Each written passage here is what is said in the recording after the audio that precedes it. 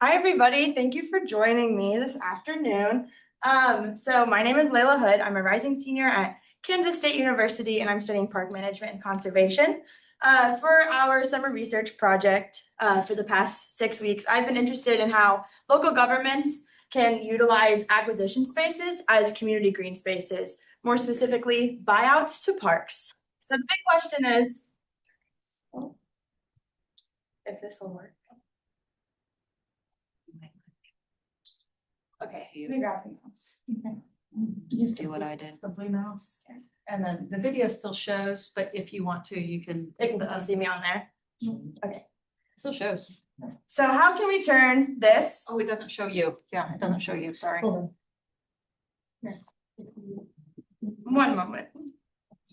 You have to click. But now it's picking it off. That's it. Yeah. So now this shows. This works. Okay. Let's back up.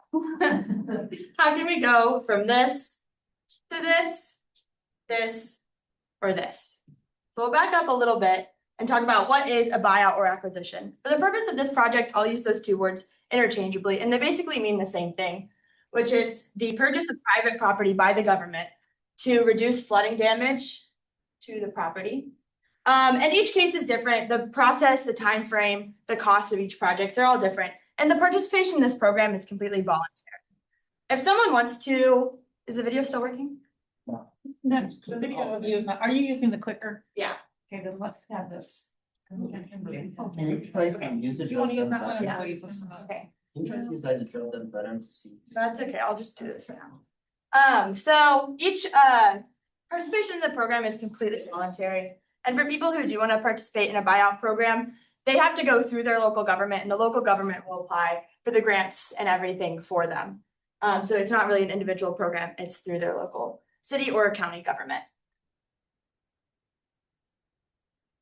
Clicker's not working.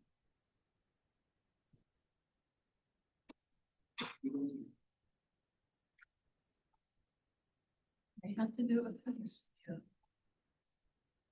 That's fine.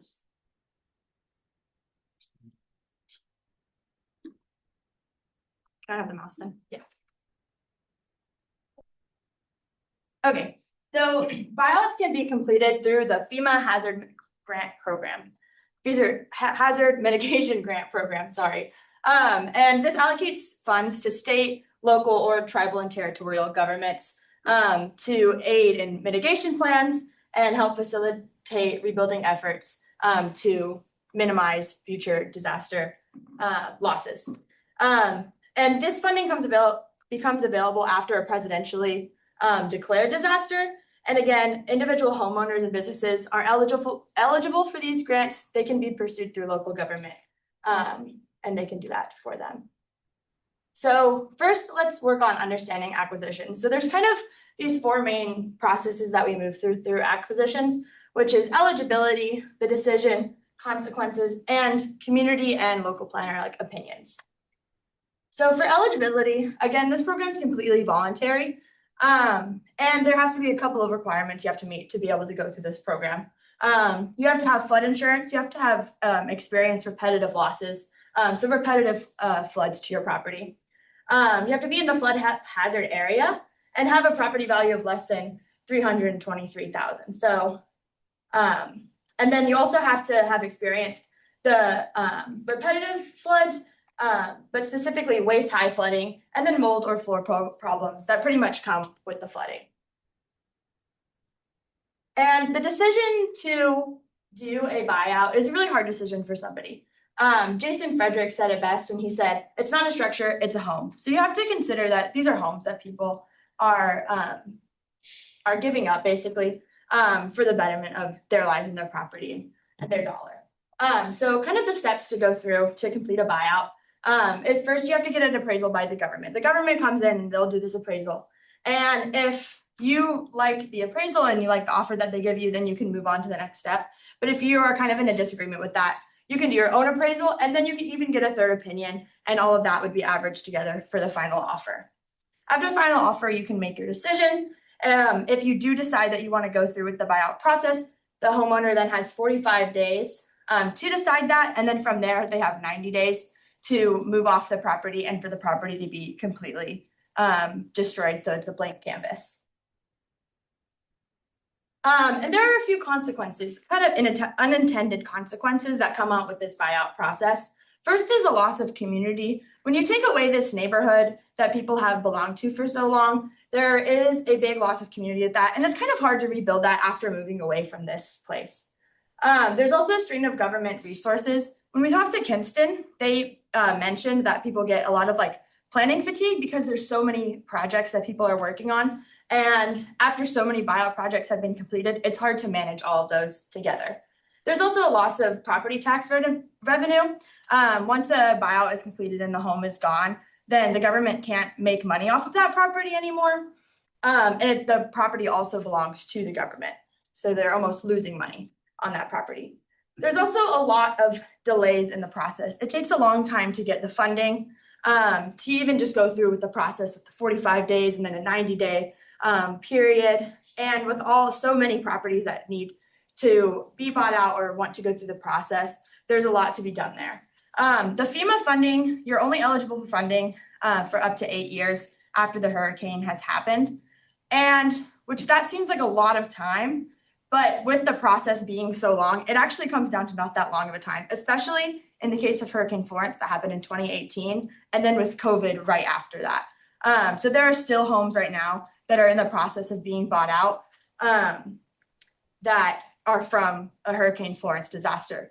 And along with that, there's also, when you get bought out, your home gets bought at the price what it was before the disaster happened. So homes that are being bought out right now from a disaster of Hurricane Florence are being bought out at a price in 2018 compared to today, which is going to be a really crazy difference with the housing market right now. And there's also a lack of trust in government.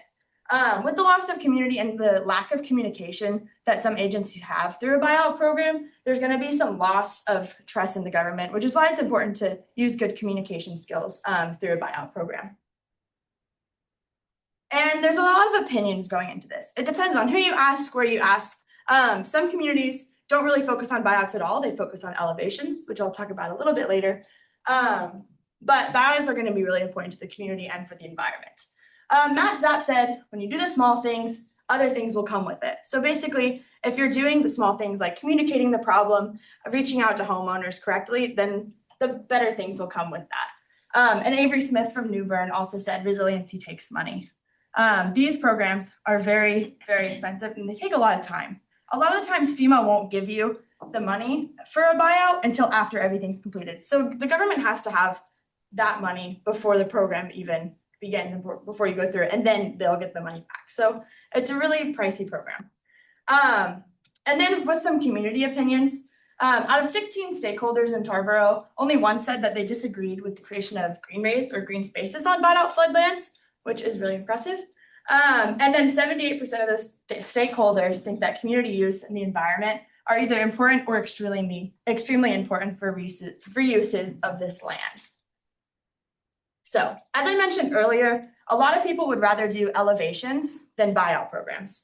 So elevations are more prioritized in communities that have more money, with homeowners that can afford to have their home elevated. And this is really big in vacation homes along the coast. This can be completed with government funding or also through private companies. However, it fails to meet the needs of the environment because this can all get flooded again. And if somebody's home during a hurricane, then they're trapped in their house, which is even worse because there could be however many feet of water behind them or underneath them. And some families just don't have this option because it's a very costly program. And you also have to find somewhere else to live while the elevation is being done. So that's why buyouts are going to be the better option for a lot of communities. Which brings us to fitting community needs. So the conversion of a buyout property for different parks programs can benefit community well-being and benefit the environment. And there's 3 different kind of genres of programs that can be done from buyouts, which is returning back to nature, leasing to adjacent landowners, and then utilizing parks, recreation, and cultural resources, which is what we'll get into here. But first, there's a couple of restrictions that there are on buyout properties and what can be done. So no new structures can be built on the property, except for buildings that are open on all four sides or public bathrooms are allowed to be built. There's also no hunting or discharge of firearms on buyout properties, but fishing is allowed if there's any kind of body of water. No fences that obstruct the floodway can be built, and any fences that are outside the floodway have to be built to trap minimum debris. And there's also no commercial use of these lands. So for this project, we focused on this area of Eastern North Carolina. And you might be thinking that it's kind of strange that I didn't focus on the coast over here, but a lot of that is because many coastal towns rely on property taxes to be brought in by those big vacation homes, and it's such a big place for tourism, it's hard to get rid of the vacation homes and the money that comes with that. So we focus more on these inland communities that really face the effects of flooding from different waterways other than just the ocean. So returning back to nature. This includes wetland and wildlife restoration that has either no intervention or a little bit of engineering.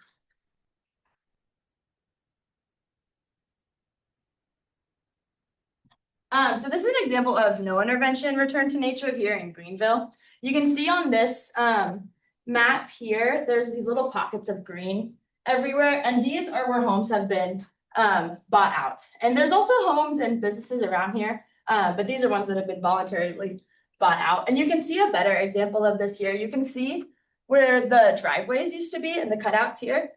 And here, this has really just been thrown back to nature. You can see the trees and all of the shrubbery here. And you can see that this one is still kind of maintained by the government with the cutting of lawn, probably to please the people who live next door over here.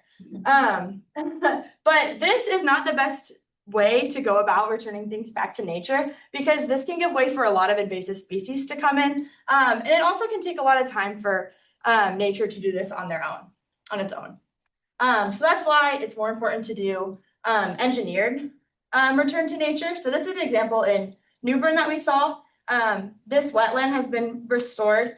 And they also have a lot of like ECU students who come in and do plants, who plant plants and manage the area. This supports a healthy ecosystem, and it can also offer hiking and fishing opportunities, which we'll get to in the next slide. It's really good for the environment, and it's really low cost after the project has been done. And there's not really a lot you need to do to maintain the project. So this is a project that is ongoing right now in New Bern. This is called the Duffy Field Stormwater Management Project. This is their big plan. I'm going to zoom in a little bit here so we can kind of see it. So you can see in all these little white spots in the middle, these are all pools that are going to be restored to wetland.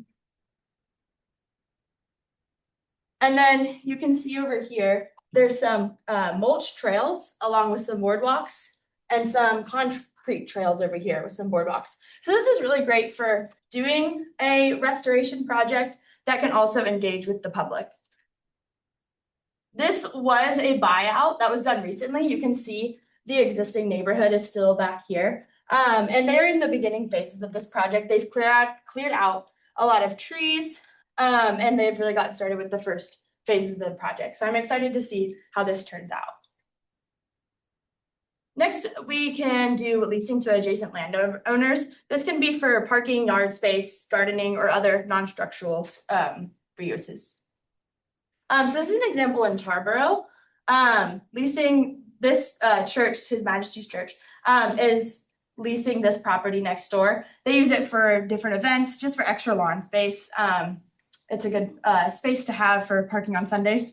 And when this land is leased to them, they are responsible for the upkeep of the land and for following through with any of the property restrictions placed by FEMA. These plots can be leased for a really low price. Most government agencies lease them for $1 to $10 for anywhere from 1 to 10 years. This is super low cost for the government because they don't have to take care of the land at all. And then the landowners next door are responsible for maintaining it. This is great benefits for neighboring properties. If somebody next door to a buyout property wants to lease it, then they can do so and enjoy all the benefits of that. And this can also offer community garden space, which we can see here. So Greenville has a program where they lease different buyouts, smaller buyout plots for community gardens. This is one that's available right now on North Orange Street. And this is another example of it here. You can see that there's nothing going on with the land right now and it's available for community garden use. There's an application online and then it's $10 a year to be leased. Here is the current community garden in Greenville. You can see that there's plenty of stuff going on. There's no price to use it. And it's open for the community. Anybody can use the garden and it's tucked away in between the neighborhood and the greenway here in Greenville. So it's a really great resource, especially for communities that don't really have a lot of yard space to operate a garden. Finally, we have parks, recreation, and cultural resources, which is a big piece of this, where we can utilize various passive and active recreation. So this is one example, the South Tar River Greenway here in Greenville. This is a greenway that stretches about 5 miles along the river in Greenville. And these are designed to support the community and provide different educational opportunities for the community. This also offers transportation routes for people. The greenway weaves in and out of different neighborhoods, so people can use that as a walking and biking trail rather than walking on the side of the highway or riding a bike next to a bunch of cars on a busy road. This is, again, great benefits for the community. There's a lot of environmental benefits, but there is a higher upfront and upkeep cost because it's with Parks and Rec. You can see, like I mentioned before, the greenway starts a little bit back here, and then it kind of weaves along the river here, and then heads back into the floodplain, which you can see right here. And all of these green and red spots are places that have been bought out. Over here is the town commons, which we'll talk about in a little bit. And then there's various parks and just wetland restoration projects that are along the greenway that people can experience. This is an older buyout map. This is from 2016, so it's pre-Florence, but it's still a really great resource that's available to kind of understand buyouts in the area. Here's a better look at the park and the town commons for the greenway. So again, the greenway comes through here in the town commons and loops through all of these buyout properties. And then over here is a nice big park and a dog park and then goes back. And this is kind of like a very heavily wooded area that goes through the greenway. Again, here's a up-to-date map of the greenway. And it also loops around and becomes the Green Mill greenway back here. But you can see that it goes along the river and those are all those areas flood during storms. You kind of compare it there. So here's some photos of the greenway. This is a project that's done through the East Coast Greenway project, and it stretches far along across Greenville. Over here is kind of an image where you can see it loops through the neighborhoods and walks past different houses. And then here's some more wetland areas, and this is over by the town commons where it's kept up more to what it is over here. Here's another example of a park on a buyout land. This is Matthew Lewis Park on the other side of the Tar River in Greenville. This was a buyout property that has now been used for athletic fields. They have a disc golf course, and they do a lot of like baseball and softball events here. This is a form of active recreation because there's more physically engaging activities. And the city can also get a little bit of revenue from projects like this because different teams can go and rent the athletic fields and they can use it for different activities. Again, there's high benefits to the communities and neighboring properties and high environmental benefits with some higher upfront and upkeep costs. Here's some more photos of Matthew Lewis Park. You can see the softball field over here. There's also a bathroom up here that you can kind of see that fits the needs of the FEMA regulations for the structures. Public bathrooms are allowed. And they also have a nice disc golf course here. And our last example of parks, recreation, and cultural resources is more on the cultural resource side with some green space.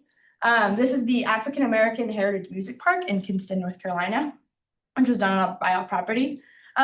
This is an important piece in recognizing cultural significance in an area. So Kinston is a place that has a lot of jazz and blues influence from African American communities. So this space offers a lot of education on the history of Kinston and also host current events. They put on a lot of concerts for the community.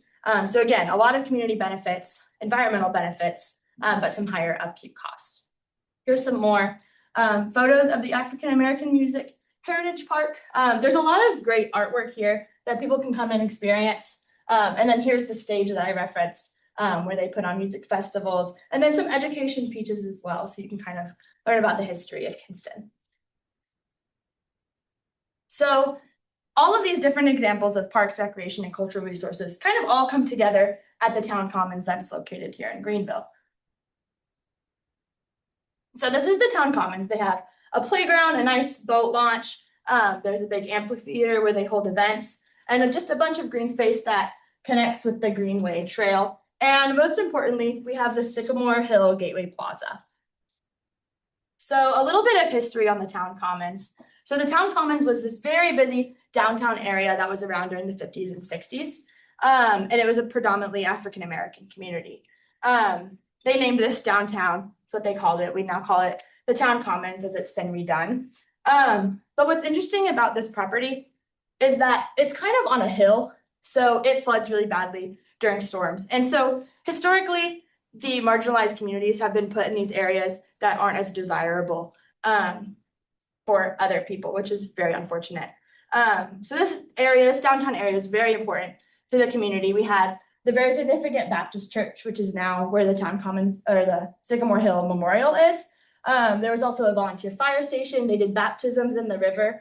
And there was just a lot going on in this area. But in the late 50s into the 60s, the Greenville Redevelopment Authority decided that they were going to do a total redevelopment of this area and basically buy out all the property and turn it into a park to kind of work with the flooding that happened in the area. But there was really bad communication with both sides, and there was not a lot of trust within the local government, and a lot of people were very upset about the project. So more recently, they have done the Sycamore Hill Gateway Plaza, which is kind of a memorial to Sycamore Hill in the downtown area.